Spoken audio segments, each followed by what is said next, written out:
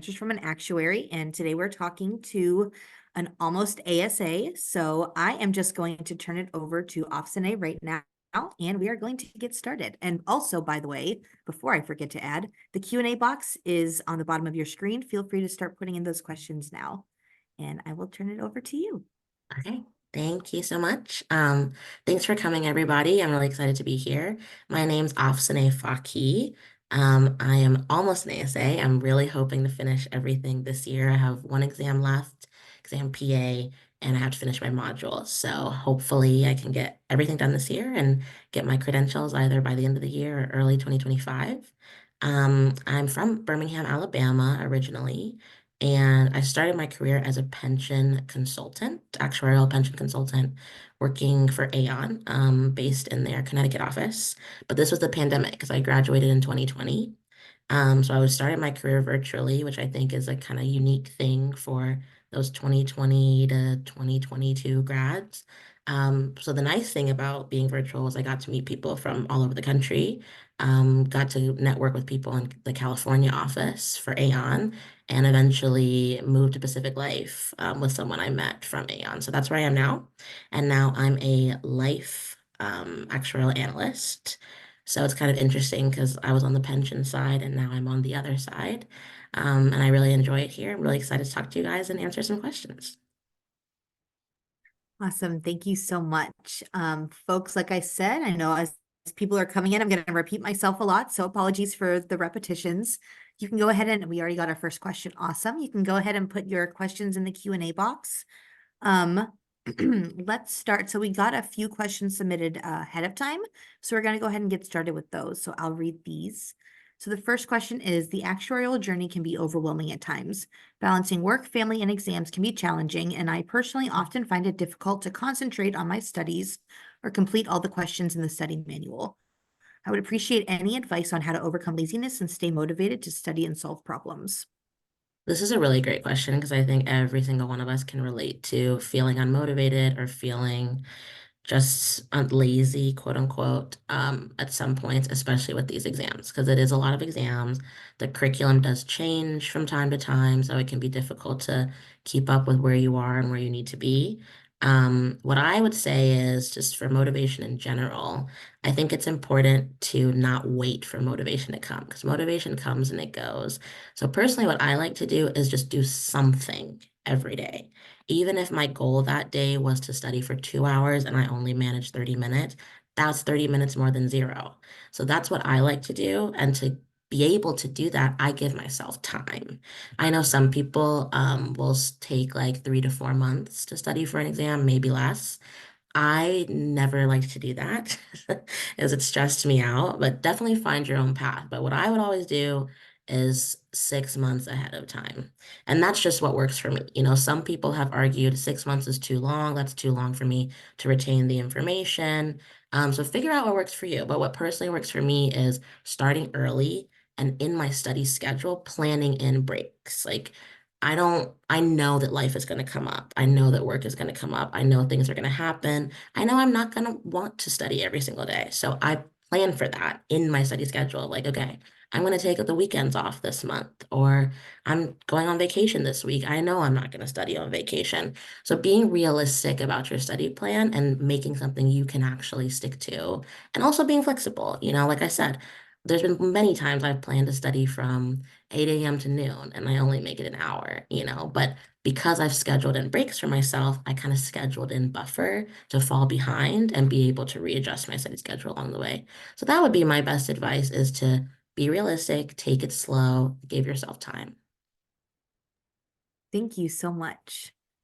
Our next question is the path to, and again, we already talked about this ahead of time. This is jumping the gun a bit. You don't yet have your ASA, but it's always good to be thinking ahead. So the path to fellowship is a long one. Could you share any tips and tricks that have helped you reach your current position? And what are your plans to reach fellowship if you feel like sharing those? Yeah, so this is kind of a two-part question. I'll first start with getting to where I am now, because I didn't really talk about that in my intro, but I'm actually someone that didn't graduate with an actuarial science degree. My college did not have that program. I went to Cornell University. I think they're growing a program now, but when I was in school, they did not have an actuarial science program at all. We just had a club. And I was a kind of a late bloomer, I like to say, because I didn't know what an actuary was until I was a junior in college. It was pretty late in the game. So I didn't take my first exam until I think the summer between my junior and senior year. So if you're someone like that or someone who's a career changer starting even later on, don't be afraid. I think what's really great about this career path is anyone can start at any time. That's the nice thing about the exams is it puts everybody on an even playing field. But yeah, at the time I felt like, oh my gosh, I'm so behind. I'm overwhelmed. I don't have any classes. I'm trying to figure out how to study for these exams pretty much on my own. So I relied a lot on my network. So like I mentioned, we had a club. So that was other students that were just interested in doing the same things I was interested in doing. People had taken exams, they had study tips and tricks. So if you don't already have a network, definitely grow one, either by a club at your school, the program at your school, or just by trying to meet more actuaries, like coming to events like these or the SOA Candidate Connect events. I actually got my first actuarial mentor just cold emailing from LinkedIn. I just stalked some LinkedIn profiles, cold emailed a bunch. Of course, most people don't respond, but you'd be surprised. Like a lot of people are willing to talk to up and coming actuaries because they remember what it was like being in your shoes. And they want to help you. I'm one of those people. If you ever shoot me a message on LinkedIn, I always do my best to respond. So I met someone. She was local to me. She just took me out for lunch and talked to me about being an actuary. And she actually helped me get a few interview opportunities after we had grown that mentor-mentee relationship. And she saw that I was serious and that I had a good work ethic and all that good stuff. So that's kind of how I got to my first career was just networking as much as possible. And I think networking can be a scary term, but it really just means meeting people. That's really all that it means and growing relationships. So if you haven't already started doing that, I definitely encourage you to start doing that, both with your peers, like other people in your shoes, and with people who are further along in the journey. They are actuaries or they're already working. You know, even having people at your same level is really helpful because they can connect to you and they can connect you to their network. And it just grows like that. So that's the first part. How did I get to where I am right now? Really just building my network is how I got to where I am. Plans for the FSA. A lot of people do ask me this because I'm so close to getting the ASA. I think because I work for a life insurance company, most people do the ILA track, which is the individual life and annuities track. So I'm thinking about that. My other option is the QFI track, which is the quantitative finance and investment. People have mixed opinions about which one is better. I think it really depends on the person. So I haven't decided, but those are two that I'm looking at. And I've talked to a lot of people at my company, especially recent FSAs, on what's the best way to go about it. And I think the most advice I've gotten is just don't be afraid to fail. Don't be afraid of failing an exam. It is so incredibly common to fail an FSA exam, especially. So just don't be afraid. Budget that into your timeline because I like to think about my whole track. Like, when do I want to have what pass to be able to get my FSA by what date? So, being kind and being flexible with yourself on that track is the most common advice I've gotten. So, I'm not there yet, but I would give that same advice to you, even on the ASA track. Just give yourself grace. You will get there, even if it's not the original timeline you expected. Thank you so much for all of that. And as you were talking, I was dropping a bunch of links in the chat and they line up with everything you just said. So folks, I dropped in the link to the affiliate membership, the free affiliate membership program. Through there, we actually have MentorLink, which is a built-in mentorship program with actuaries who have opted in to be mentors. So if you're, kind of shy, I'm an extrovert. I'll cold email anyone, but not everyone's comfortable doing that. So that's an option. We have a built-in mentorship program. Afsaneh mentioned the Candidate Connect events, so I dropped those in the chat as well. And then the actuarial directory, which is where you can say your location. You can say, I'm looking for someone who's practicing life in North Carolina or something super specific. You can find folks on there, and if they allow or if they opt in to have their email addresses published, you can cold email them from there as well. All right. Thank you, everyone. We're getting lots of questions, so we are going to dive into these now. So in your opinion, what are good technical skills to have and learn, and are there any specific softwares you would recommend? Yeah, I think this is a really common question because you, as students slash candidates, want to do as much as you can to prepare for actually working in an actuarial profession. So, totally get this question. I think the biggest one across the board is Excel, which you've probably heard before. If you can just tighten up your Excel skills as much as possible, or get a baseline if you've never touched it before and are really uncomfortable with it, getting a baseline either through a course at your university, or there's a lot of good online resources too, free courses, YouTube videos, that just give you those basics if you're just totally unfamiliar with Excel. If you have familiarity and you want to grow your skills, I definitely encourage you to do that in whatever resources you have available to you. But at the same time, don't be scared if you're not an Excel expert when you first start working. I was not an Excel expert when I first started working. I didn't know what a VLOOKUP was. I didn't know index match. Like I didn't know any of these things. And no one was worried that I didn't know any of these things because I just remember my first like it wasn't my manager but kind of my someone more senior than me on my team at my first job. I was, he was asking me like, do you know what this formula is? Have you ever seen this before? And I was like, no, I don't know what it is. And he's like, you're gonna do it every single day that you're at this job. You're gonna get so much practice, it's gonna become second nature. And that was true. That was absolutely true. So I would say try your best to hone in on your Excel skills, but at the same time, don't be scared. You're going to learn on the job so much better than you can learn in a course because you're practicing it every single day. So that's the first software. And then I would say any coding language. So Python, I took MATLAB in college, which is not used, but R, SQL, really any of them. And the reason why I say any is because once you have one coding language, you understand the concept of a coding language and it's easy for you to learn others. So I don't think there's one in particular that um, is much more used than the rest. If I had to pick one, it would be Python, but I don't use Python in my role, but I do know our modeling actuaries do. So it depends on what you want to do, but I just feel like I took a coding language in college, and so I understood the concept, the syntax. I could easily change to a different syntax. So now the software I use is Profit, which is very specific to life valuation actuaries. So if you're not that kind of actuary, you might not even have touched Profit. And no one expects you to have touched Profit before you graduate college. But again, I think it's more so than knowing how to use a specific software, it's knowing how to learn a software. That skill is going to take you further. So that would be my answer. Thank you so much. The next question is, in actuarial exams, there are many formulas to remember. So you already touched on this one. So will you spend time understanding the derivation of those equations or statistics? I love this question because I personally do not like memorization. I really, really hate memorization. So that's why the later exam, well, it depends on, there's no fixed order, but I took SRM, which is, I think, statistics for risk modeling or something like that. And that was my last exam that I just took. And PA is the exam I'm about to take, predictive analytics. So those two are pretty conceptual. There's not a lot of calculation in them.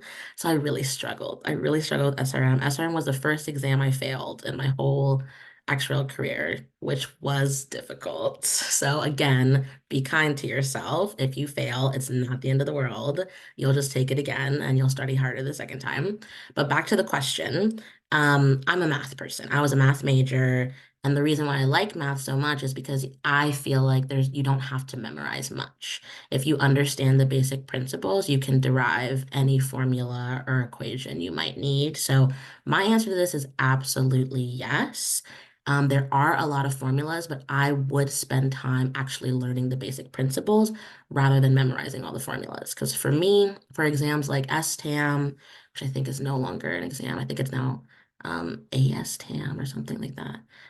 But yeah, when I took short-term actuarial mathematics and also the long-term actuarial mathematics, there were so many formulas of the different types of whole life versus term life versus, there were so many different slight variations. But I didn't memorize each formula one by one. I memorized the concept of time value of money. I memorized how each type of insurance policy works. And then I was able to derive the formulas as I needed them instead of memorizing like 50 billion formulas. So, first principles, always, always, always make sure you understand the first principles. And I've heard for the later exams that you have to write, where they're not multiple choice, like PA is an example, every single FSA test is like that as well. You need your first principles. You need to know exactly the basic concepts of what you're talking about. You're not going to be able to guess, like, was that a squared in the formula? Was it not a squared? You need to understand your first principles. So I would definitely say spend time understanding the derivation. Don't just memorize. Thank you. All right. Sorry, next question. As a recent graduate with 3 exams passed but no internship experience, what is the best way to land your first position? This is a great question because I actually had no actuarial internship experience before I started working. So I don't know if you mean no internship experience at all or no actuarial internship experience. But like I just mentioned, I did not have an actuarial internship before I started working. So I definitely don't think it's something you die hard need. It can happen. I am living proof. But I did have an internship before starting my first position, and it was in fintech, like the financial technology sphere. And I think internships are important to learn what you like, but also learn what you don't like, because you got to cross things off the list. So I learned that fintech was not for me. That's what I learned from that internship. And then I went through the mid-college crisis of I don't know what I'm doing with my life, what am I gonna be, all that good stuff. But I think, like I said, what's nice about the actuarial career path is those exams really put you on an equal playing field. So I think with 3 exams passed, I don't know if you're still in college or if you're a career changer, but with 3 exams passed, especially if you haven't graduated college yet, that's pretty great, I think. At least when I was in college, that was great. I don't know what the current standard is because it gets a little bit more competitive year after year. I would just say apply, apply, apply. Apply as much as possible. And don't just blindly apply. Like I mentioned earlier, grow your network, meet people, get mentors, have people that can vouch for you. That's going to help your application so much more rather than you just being a name in the pool of who knows how many people. You need people that can say, hey, I know this person, I know their work ethic. I think they would be a great fit for this position. So yeah, I would say the best way to land your first position is to network as much as you can. And like I said, that doesn't have to be with current actuaries because maybe you feel like they're very inaccessible and you don't know how you can get an actuarial mentor. Start with your peers, start with Candidate Connect and meet other people and meet their people and grow that network. I think that's the best way to land first position. That's how I landed my first position. Thank you so much. I'm going to skip around in the Q&A a little bit because this one is pretty relevant and I'm going to expand upon it a bit. So the question is, does the first position you hold have a strong influence on the SOA track you pursue, or is the transition between them easily possible? And I'm also going to ask, because I'm surprised this hasn't been asked yet, but how did you choose the SOA over the CAS? And so it's sort of the Mhm. same sort of thing. So if you wouldn't mind answering that. Yes, so two-part question. The first part, does your first position have strong influence? I would say absolutely not. I'd say it definitely does not.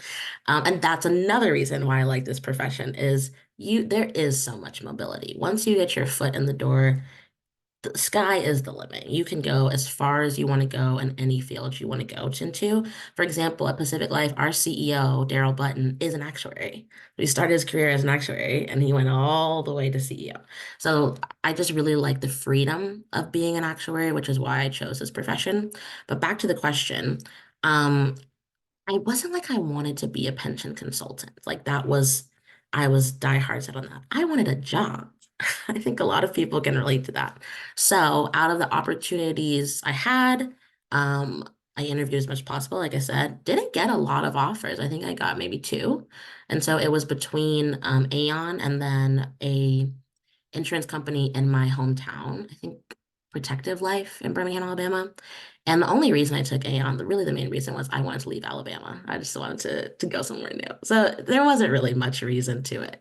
And now I'm in a totally different industry. I've come out of pension, I've come out of consulting, I'm in life, I'm on the insurance side. And I worked at Aon for about a year and a half. And I think it's good to work at your first position for at least a year because it takes you a good year to understand what's going on, because the actual profession is just one of those where you really don't know what it is until you start. It's not like doctor, lawyer, engineer, where most people understand the general concept of what they do. When I started my first career, my first position, I had no idea what we did. No clue. I did my best to research the company and research the profession, but I still didn't get it. You don't get it until you're in it. That's what I always say. So I would say just start somewhere. If you have a particular reason that you gravitate towards a particular industry, that's totally fine. That's great. I didn't. I just started somewhere. And after you start, that's not the end. The networking doesn't stop. The mentorship doesn't stop. It just grows from there. And so as I started to understand the parts of my job that I was attracted to versus not, I started to think about where could I go next. For me personally, consulting just didn't resonate with me as much. It's a little more fast-paced or intense of a career path, which resonates with some people. Some people really like consulting. It just didn't fully resonate with me. And that's why I was like, okay, I figured that out. I've done this for a year and a half. Now I know that. What can I do with that information? Where should I go next? And it was very easy for me to move industries, especially because I hadn't finished my ASA. I think once you're done with the ASA and you're moving on to the FSA, it might be a little, it's not impossible. I know people who have switched industries after getting their FSA in the previous industry, but definitely before the FSA, you have a lot of mobility. So don't be afraid to move around. Um, and the transition is not difficult. The second part of the question, why did I choose SOA over CAS? I think the main reason for me was I really didn't know where I wanted to be. I didn't know what industry, I didn't want to lock in. And what I just noticed was CAS was all things risk. SOA was everything else. So I was like, okay, this has so many more options for me. If I start in pension and decide I don't like it, I want to go to health, I want to go to life, I can do that without having to retake exams. That's why I chose the SOA personally. I don't know why other people choose one over the other. I also think your network has a lot to do with it. I just met a lot of SOA actuaries, and the people in my club were taking SOA exams. P and FM are the same between the two, but there were some more senior people in the club that were taking IFM, which I think is now a different. It's like AFTAB now. Okay, so yeah, your network definitely heavily influences you on what track you take, but I also just felt like as someone who didn't want to lock in, the SOA had more options for me.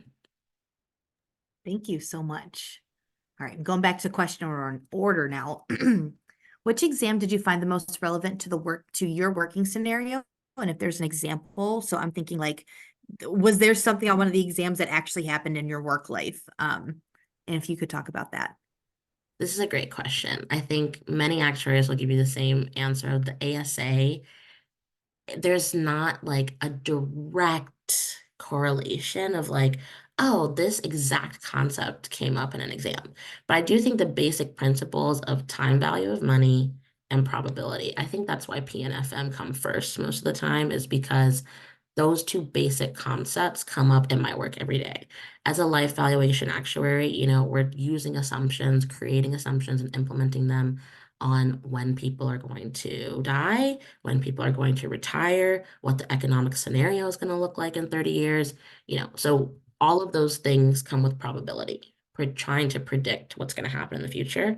And time value of money, I'm a valuation actuary. So I'm always trying to see are the liabilities that we're going to have in 30 years, 40 years, whenever we're going to have to pay these liabilities out, what's the value of them today?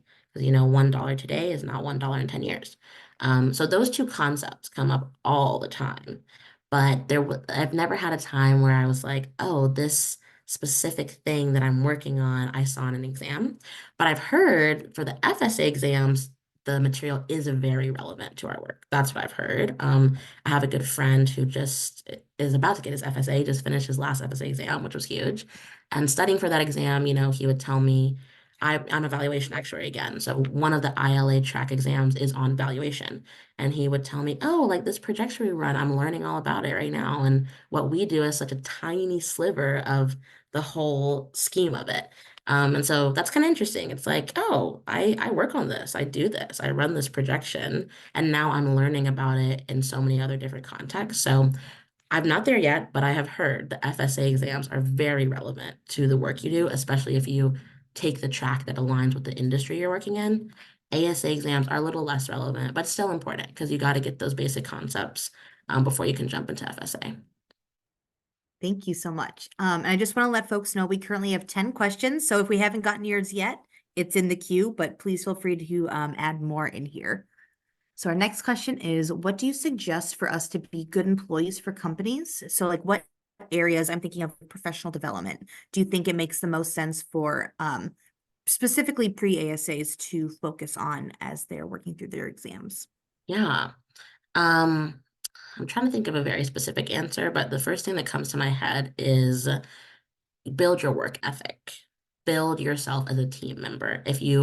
A lot of people have a misconception that actuaries just sit in their cubicle all day and don't talk to anybody. That's rarely the case. If you want that to be the case, there's definitely positions for you.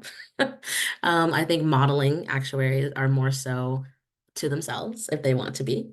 But someone like me, I'm super extroverted too, like Brianna was saying, and I did not want to be that kind of actuary, and I definitely am not. I don't have to be. It's very team oriented. So if you have gotten feedback in your life that you could work on your team player, or could work on functioning in the team, being a leader figure in the team, or being a good follower in the team, that would be something you can work on.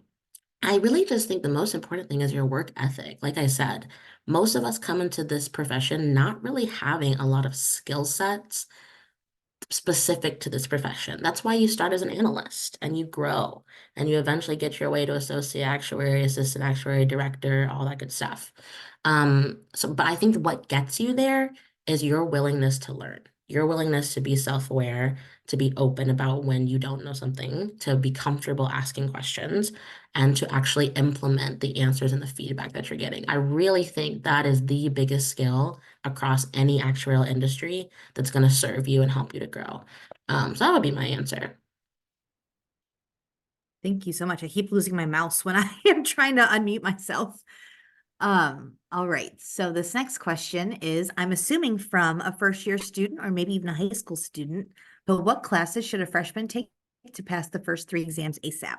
Yeah. So I think if you don't have an actuarial program, because that was my situation, I took a higher level probability course in college, which basically had taught me everything I needed to know for exam P. When I started studying for exam P, I was like, oh, I'm familiar with a lot of these concepts. So that was a good course for me to take. Any sort of like higher level probability course and whatever prerequisites to get to that. Like I mentioned, I didn't have an actuarial science program. So I didn't have specific courses geared towards the exams. If you're at a university that does have an actuarial science program, you probably do have that. You probably have a course specifically for exam FM. I think that's pretty common. So take advantage of those courses. But if you don't, take some econ classes, take some statistics classes. Part of your requirements is completing the VEEs. And I think the SOA has a really great kind of directory where you can look up your college and see what courses qualify for VEEs that are offered at your university. Do that. So definitely try to get your VEEs done in college. I did not, and I had to do them as a working individual, which was just very annoying because I could have gotten them done in college. So I can't give you a great answer to what can guarantee you to pass those first three exams, but I definitely will say build your probability, take any sort of course that involves time value of money, finance, econ, anything like that, and try to get your VEEs done in college. Thank you so much. I was trying to rapidly put all those links in the chat as you were talking about them. I think I got them all. Um, all right. So this next question is, should you discontinue the exam process at a certain point if you have yet to gain experience? This is interesting. I have met people after starting working that decided that had been working for, I'm thinking of one specific individual. He was working as an actuary for like 6 or so years. He was really, really good at his job, but he had a newborn baby, which affects the exams a lot, I think. And he had just really struggled to pass that next exam that he needed. And I remember he really stuck it out for a long time and eventually decided to move to a different position, like a data science position, for a different company. So I will say, as much as the exams help you, they put you on that even playing field and give everyone an equal opportunity. If you are really, really struggling to pass exams, we do need to think about what can we do. I wouldn't say like totally throw in the towel, but I will say the exams, as much as they help you grow, not passing them can also really hold you back. You want to do everything that you can to get your credentials. That's what makes you an actuary. That's what takes you from actuarial analyst to an actuary. So should you discontinue the exam process at any time? I think that's very person to person. It's very about what resonates with you. If you start the exam process and it's really taking a toll on you, maybe it's time to consider what other options you have because actuarial skills are transferable in so many different industries. You can go into data science, you can go into finance, you can go into investments, you can even switch gears, go back to school for engineering. There's lots of different things you could do. Um, but I definitely will say companies put a lot of resources into helping you pass. Almost every company has some sort of student program where they give you um, like study hours, paid time off to study. They give you support for your study materials. They pay for your exam, and you're filled with so many different actuaries, either taking the exam that you're taking to make a study group, or people that have passed it either recently or recently enough to help you with the concept. So I definitely think there's so much support, and I think it's pretty rare to be working as an actuary for a while and decide to stop and totally, let the exam process go because you have so much support. So I think you should see where your life takes you.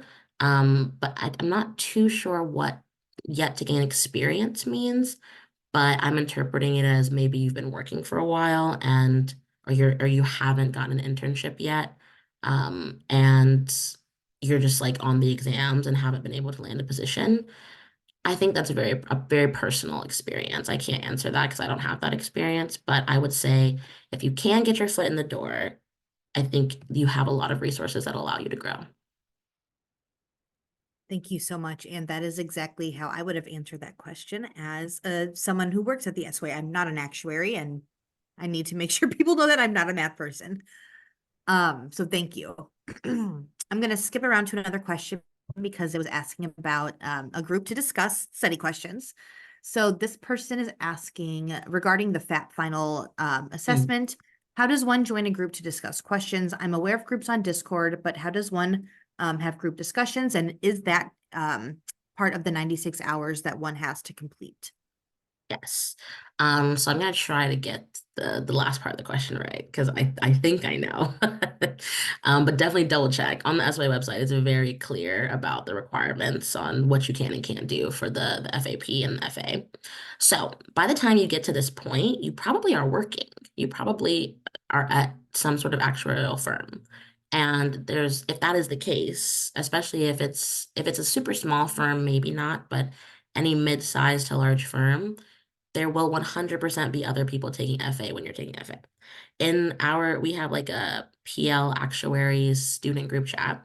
And all the time, every few weeks, there's going to be someone saying, is anyone taking FA soon? I'm taking FA soon, trying to find study buddies. So I think if you're in that scenario, you most likely will be in that scenario. You probably will be working by the time you get to FA, and there will be other people that are taking FA when you're taking it. So that is just the easiest way to find other people to do it with you. Rihanna, please tell me if I'm wrong, but I'm pretty sure the discussion is within your 96 hours. Like once you start FA, like you click that start button, your 96 hours starts then, and you can collaborate or discuss, not collaborate, but discuss. But it does count towards your time. Is that true? I don't know. And so Okay. that's why I'm Googling and I just not Googling, I'm looking on our website and I just dropped the info. So I work with our pre-candidates typically. Okay. So I am not thinking about end of module type thing or end of pathway type things. But if anyone has that question, I'm going to put my email address in the chat box. Email me and I'll send you to the correct person because I know who the person is. They're just not on this call. Oh, perfect. Are you ready for the next question? Yes. Okay. So I love this one. Have there been moments at work where you found tasks to be tedious, and what were they? This is a great question. And I will share with you guys what I wish I knew before picking what industry to go into. So I don't know about all of them, but obviously I know about pension, I know about life. I've asked around a lot about health and also about risk, which is CAS. So pension actually, I think you need to understand that some work is cyclical. Like the work happens every month or quarter or year, and some work is project based. Project based means it doesn't have like a fixed schedule that it happens. It's just once a project comes in, we pick it up and we go. So I think every actuarial industry is somewhere on the spectrum of cyclical to project based. And even within industries, like within life that I'm in, there's so many different kinds of actuaries. Every position or role is somewhere on that spectrum. So I'm a valuation actuary, so it's very cyclical. My work happens every quarter. Every quarter, I'm doing almost the same thing, just for that quarter. We do have ad hoc projects that come up. Ad hoc meaning it's not in our regular quarterly work, but it's something our team needs to do. That does happen. So it's not like the same exact thing every single quarter, but there is some frequency to it. And some people like that. I like that because I know when I'm going to be busy. I know when I can plan my vacations. I know I have a better view of my work-life balance. But some people find that to be tedious. Some people get really, they feel it's really monotonous to do the same kind of work every quarter and know exactly what's coming up for your year. So I definitely felt that pension work was the most cyclical. You know, you're valuing pension plans on an annual basis most of the time. And you have a, portfolio of clients whose pension plans that you're valuing, and you're doing that every single year. So I felt like it did get very repetitive and there was a lot of paperwork involved. I think the most tedious part of any actual industry is anytime you have to do paperwork or deal with regulation, like the schedules for tax purposes, Schedule SB, Schedule A, like anytime you have to do anything related to regulation is very tedious. But every analyst goes through it. It's just something you have to do. And you won't do it forever. I think as you grow in your actual career, that will be passed on to the then analysts, It's not a forever thing, but that's the most tedious part. And then for me personally, I felt like pension work was a little bit tedious because it just was the same thing for years and years and years. But some people like that, like I said. So you should explore, like I said, get your first position, vibe it out for at least a year, see what you like about it, see what you don't like about it. And from there, you can move around if you want to try something different, to see what's not tedious for you. I think it is person to person, but that's kind of, I wish I had known in college which industries were more cyclical and which were more project based. So pension, very cyclical, valuation, very cyclical, life pricing project based, because what pricing is you're pricing products. So anytime a case is sold, you're pricing. And so you don't know when cases are going to be sold. They're sold when they're sold. So that's more exciting for some people. For some people, that's stressful because you don't know when work is happening. So yeah, figuring out what you like. Thank you so much.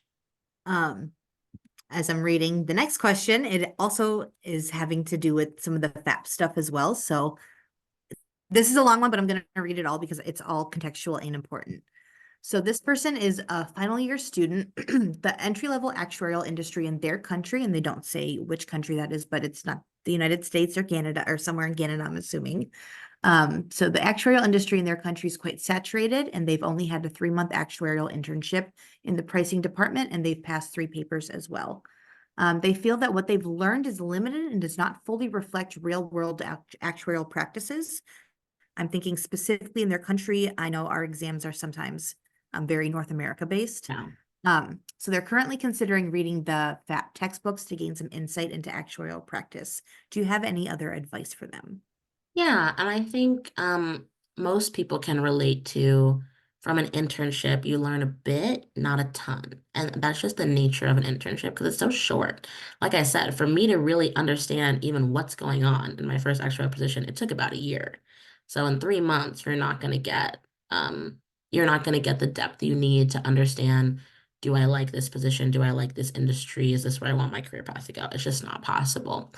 So I definitely think Fab textbooks is a great way to gain advice. I will go back to my first piece of advice from this call: network, talk to people. Talk to people in the industries you think you're interested in. Come to them with specific questions, even if you feel like they're basic questions. Like I said, actuaries are not going to expect you to know a lot about an industry that you're not in. So ask your questions. Ask them, what's the day in a life for you? Is your work more cyclical? Is it more project based? What do you like about your industry? What led you to your industry? Ask, ask, ask, ask, ask. Find people that are willing to answer your questions. There's a lot of us. There's a lot of us out there that really enjoy helping new candidates figure out where they want to go. And they will answer all the questions you have. So come up with questions, do your own research, come up with questions that you're genuinely curious about. I think it's important not to ask things that you think people want you to ask to make you look a certain way. Ask things that you actually want to know. Just ask your questions.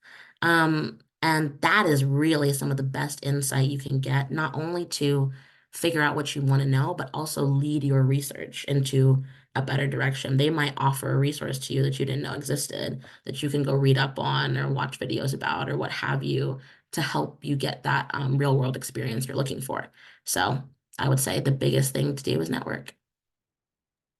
Thank you so much. And wow, I'm smiling so much because one of the pieces of advice you just gave about asking the questions that you're interested in, not what you think they want to know, is some advice that my dad told me like 15 Mm. years ago in my first job search.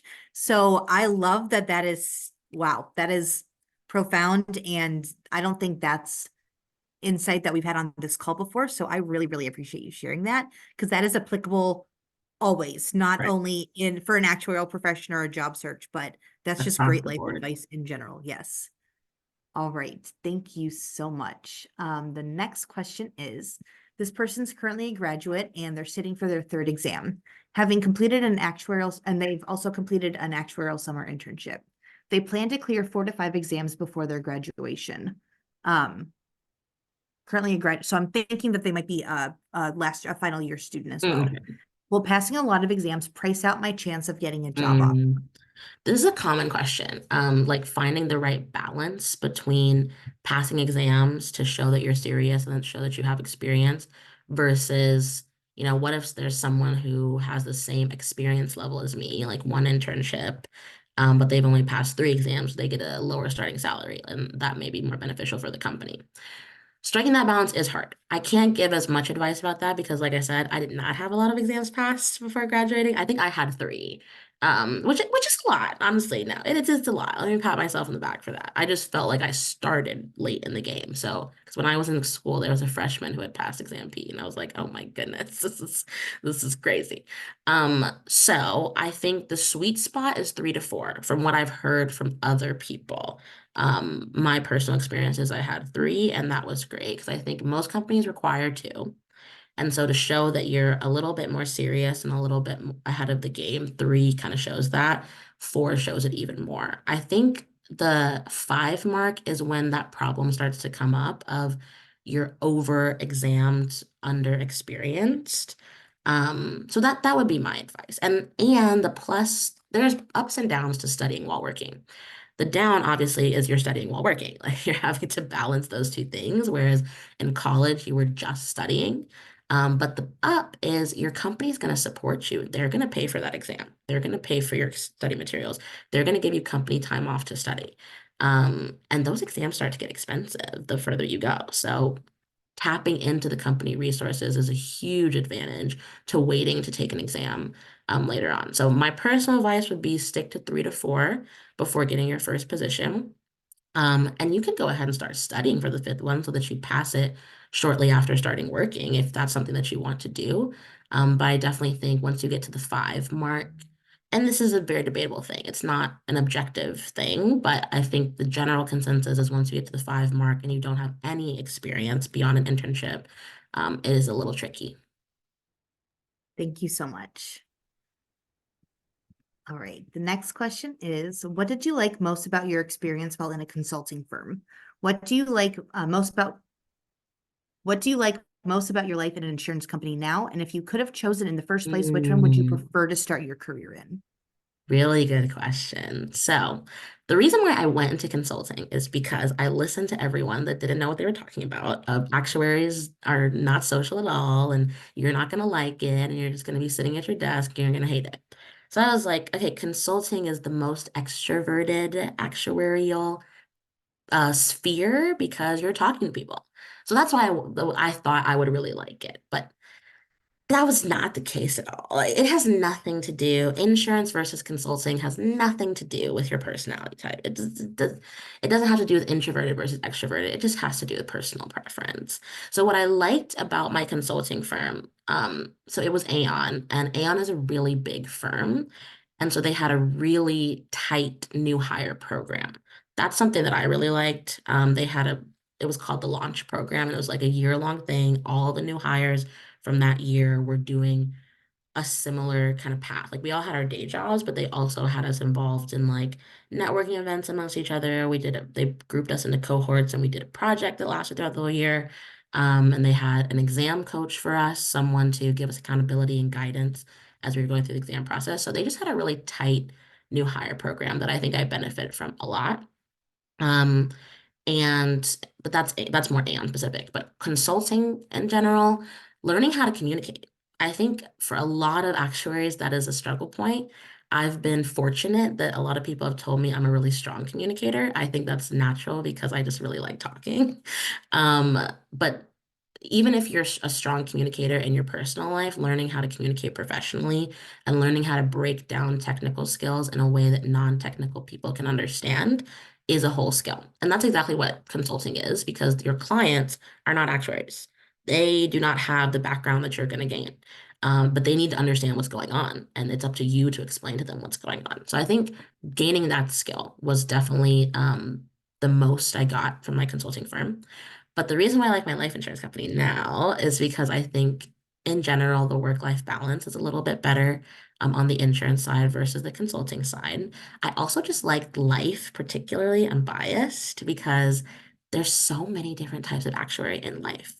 And pension, if you're a pension consulting actuary, there's really only one type of pension consulting actuary that we're all doing the same work just for different clients. So what makes us different is the different types of pension plans you're working with. You can get really into the nitty-gritty of all the different kinds of pension plans, but at the end of the day, we're all valuing pension plans. Life, you have valuation, pricing, modeling, ERM, which is enterprise risk management. You have experience studies people. You have product design people. Like there's just so many types of actuaries at Pacific Life or in the life industry. So again, I'm someone that didn't know what they wanted to do.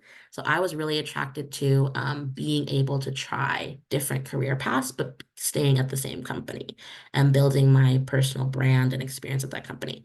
We have a rotation program, which I think is pretty similar in a lot of actuarial firms. So that's what I like. If I could go back, what would I start with? I would still start in consulting because I think it's important. Like I said, you don't know till you know. I think it was important for me to figure out that that's not what resonated with me. It was an important part of my growth. So I wouldn't have changed a thing, honestly. Thank you so much. All right, we have 6 questions left. I'm gonna keep it open for like 1 more minute. So if one more question wants to come in, go ahead and put that in now. Then I'm gonna close questions. All right, so this person is from Pakistan. They're currently preparing for FM for the upcoming June session. Any tips regarding how to prepare for their first exam? Okay, yes. And I'm going to try to get through all the questions. So I'm going to keep my answers a little shorter. I've been talking a lot. Um, Tips to prepare. Like I said, if you have a course, that's the best. If you have access to that. If you don't have access to a course, I think everyone really likes coaching actuaries. I love coaching actuaries. I just really like the videos. I think having someone physically talk it to you is a lot easier for me than just the reading from a textbook. So that's what I use Pass FM. I was able to study for FM with no course that I took in college and no like finance or economic background. And I studied for it in 2 months with coaching actuaries, just followed coaching actuaries to a T, and I passed. So that would be my best advice is coaching actuaries. Thank you so much. And I dropped the link to coaching actuaries in the chat for folks. All right. I'm not sure how, because you did say that you didn't have an actuarial internship, so I'm not sure how closely you work with your actuarial interns. Hmm. But what would you say is the profile of an intern, the ideal profile of an intern for a company? So this person is saying, for example, if they're, majoring in actuarial science, they have 2 to 3 exams passed, and then 1 to 2 internships are relevant. Okay. And yes, and before I answer this question, really quick for coaching actuaries from the last question, I will say I know before that you're working, it can be expensive, these study materials, but I just wanted to shout out the SOA and the CAS partner to do a reimbursement program if you pass with, or not, you don't even have to pass anymore. I think it's if you get a 4 now, for diverse students. And I'm really big into DEI. I haven't talked about it at all on this call, but I can share my email too. Brianna, when you share your email, feel free to share mine. And I would love to talk to you more about like DEI in our profession. So I think for diverse candidates, they do give you exam support in terms of paying for the registration fee if you get at least a 4. And also, I think they now give you a stipend for study materials. I think they give you something to help with your study materials. So look that up on beanactuary.org. Okay, but this question, what about a profile with intern? So yeah, I actually do get the opportunity to work really closely with, we usually get 1 intern per summer on my team, which is awesome. And I get the opportunity to work really closely with them and help train them. What are we looking for? I'm not super involved in the hiring process for interns, so I'm not entirely sure if I can answer this question. But like Brianna mentioned earlier in the chat, you do not have to major in actuarial science. I definitely think that's the biggest misconception. You can major in whatever you want to major in. I do think the exams pass definitely set you apart. I think for our interns, we only require 1 exam pass. So if you have 2 to 3, that's really impressive. So if you can get that, that would be awesome. And I don't know how much we consider past internship experience. I don't know how much any company considers that. I think a lot of companies are open to them being your first internship, especially if it's that summer between junior and senior year, because then if the internship goes well, you're up for a full-time offer. That transition is pretty smooth.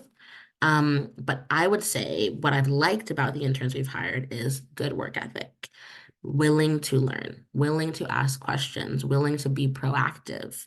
If you can showcase that in your interview or in your application process, I think that goes a long way.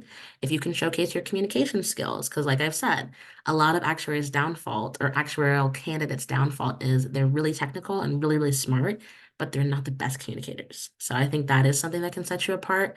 And I think your interview really showcases that. I think the reason why I interview really well is because I'm just used to being authentic. Honestly, I think similar to what I said earlier in the call, it's really important to not be who you think someone wants you to be, but just be yourself. That is really, truly important because we're also looking for how will you fit within the team, Because like I said, this profession is a lot about teamwork.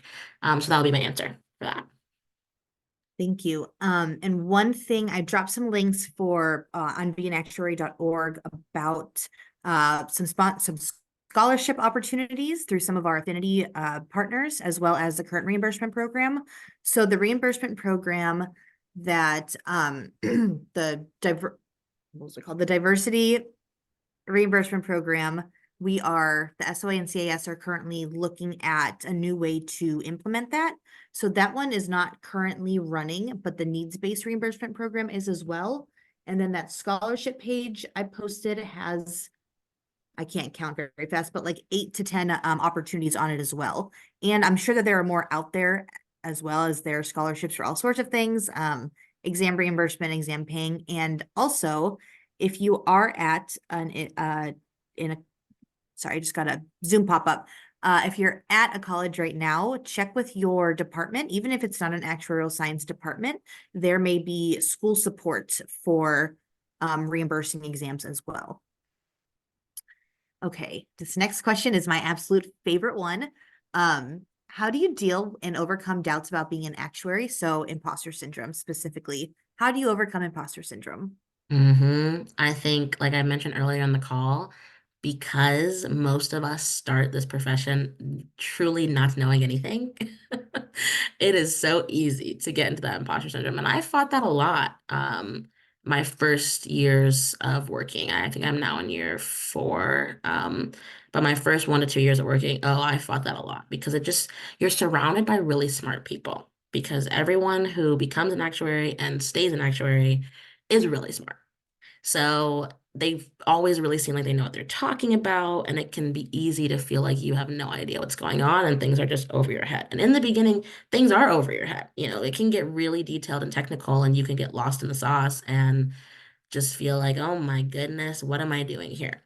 I would say your work speaks for you. I think you should let it speak for you. That's something that I am working on because I get really good feedback. I'm really engaged in my job. I really love learning and I really love taking in feedback, trying to implement it and trying to grow. And even though sometimes I can't see that as me being a strong actuary, my manager sees it, my coworkers see it. I'm building that reputation for myself. I just have to believe in that more. So I think if you are putting in the work, even if you don't feel like you have the depth of knowledge that you think you should have, or you don't feel like you're as smart as your peers or whatever it may be, let the work and feedback speak for itself. I think seeking out feedback is really important. Being open to feedback is really important. And if you're getting good feedback or whatever critical feedback you're getting, you're actually listening to it, trying to implement it and grow, then you're doing it. You are being an actuary and you will gain knowledge and grow over time if you just keep that mindset. So I think the biggest thing is work on what you need to do to believe in yourself because more than likely your work is already happening. It's just you're not believing in it. Thank you so much again. Yeah, everything that you just said, I co-sign immediately. Yes. All right, we've got 3 questions left, everyone. How many actuaries that you work with actually work virtually versus Hmm. in the office? That's a great question. So my company, we have an actuarial conference every year where they actually share the statistics. So I actually know off the top of my head. So at Pacific Life right now, about 40% of us are remote, which is really cool. So it's kind of a lot. And I do think in that 2020 to 2022 timeframe, people were very open to hiring virtually.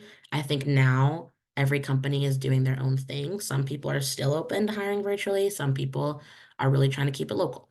I think in general nowadays for entry-level positions, they prefer for you to be in the office. But once you gain some experience, like a year or two of experience, and you have your reputation that shows that you're capable and a good team member, and you're not going to be engaged even when you work from home, I think it really doesn't matter for a lot of firms. I think virtual is kind of the new norm nowadays. So yeah, that's what our company does. Awesome. Thank you so much. I'm trying to drop email addresses in here as well. So next question, any exam on how to revise, I'm sorry, any advice on how to best revise for exam PA? Yes, this is a great question because I'm studying for it right now. And I actually just realized that I'm gonna have to study differently than I've studied for other exams because it's all written. I think with coaching actuaries, if you've used it before, they usually have a setup of like after each section, you can build a quiz for yourself to review specific sections instead of reviewing the whole material at large through a practice exam. PA is not like that because there's no multiple choice. So there's not really a way to do that. So I've actually been asking a lot on how should I study for PA? Because I'm a little bit stressed about it. It's my first written exam. I've been multiple choice up to this point. A lot of people have told me try your best to get through all of the material and practice, practice, practice, practice, practice with past exams that the SOA has released. Coaching actuaries has some practice exams because just practicing that writing aspects because you've never done it before on previous exams, it's just hard. Even if you know the material, practicing following the instructions, I've gotten a lot of feedback on that, on is it asking you to describe? Is it asking you to list? Is it asking you to analyze, explain? All these verbs are different. And I think there's a website for the SOA where it talks about what the different verbs mean for written exams. So I would say get the material as quickly as you can and practice, practice. Save as much time as you can to practice, practice, practice as much as possible. Thank you so much. And I just dropped, I'm not familiar with the link that you're talking about, so I'm going to have to investigate that myself. but I did just drop the link to past exams and solutions. So as of right now, we have all exams up to October of 2023 posted with the exam questions and the solutions. So you can use those as study materials as well. Um, all right, so we have our final question. So this person does not have any financial experience, but they do have rich experience in sciences. Hmm. Would it be helpful to find an actuarial job, or how could they take advantage of this and benefit their job search? Yeah, I definitely think, like I said, the actuarial skill sets are very applicable to lots of industries. So since you guys are in the early stages, don't be afraid to keep your options open. You definitely can. Of course, I'm biased and would give you all the reasons why you should go in actuarial science because I have a lot of reasons. But I would say you should try to find an actuarial job because, like I said, I did not have any actuarial experience or an internship before I started working. I just had at the time, I actually only had two exams. I passed one other exam in between getting my offer and actually starting working. So when I got hired, I only had two exams. So all I had was my exams and my interview, I guess. So I would say definitely go for actuarial positions. And in your interview, try your best to highlight your skill sets and showcase how your financial experience can help the role that you're going for. So absolutely go for it. And I would say the way to take advantage of this benefit in your job search is by showcasing yourself when you get any opportunity, whether it be via cover letter or if you get an interview, or if you get the opportunity to network with people that might be able to put you in a room to get an interview or get a position. Highlight your skill sets, but be authentic, be honest, but don't be afraid to vouch for yourself. Don't be afraid to hype yourself up because you're great and you deserve to showcase that. And I would also echo what Afsaneh shared earlier about your actuarial science skills being transferable. Your science skills will be transferable into a financial position as well. So I know I posted a long time ago, but oh my gosh, the affiliate membership, we have a few e-learning courses on there that talk about transferable skills, writing a resume. So if you're used to writing a science resume and you're looking to write a finance or insurance-based one, we have those resources on there as well. We are 3 minutes over time. Thank you so much. Thank you so much to everyone who stayed. We had a great audience today. Phenomenal questions. I dropped everyone's email addresses in there. There are also a bunch of links in there. So if you want to open those up and save them, and this webinar will be recorded and posted in the next 48 hours, hopefully, if YouTube likes to work. But thank you so much. And yes, everyone have a great rest of your day. It's clearly Monday. My mind is short circuiting right now. I can't talk. Thank you everyone so much. And Afsaneh, thank you so much for being with us today. Thank you. Have a good one, Bye everybody. everyone. Bye.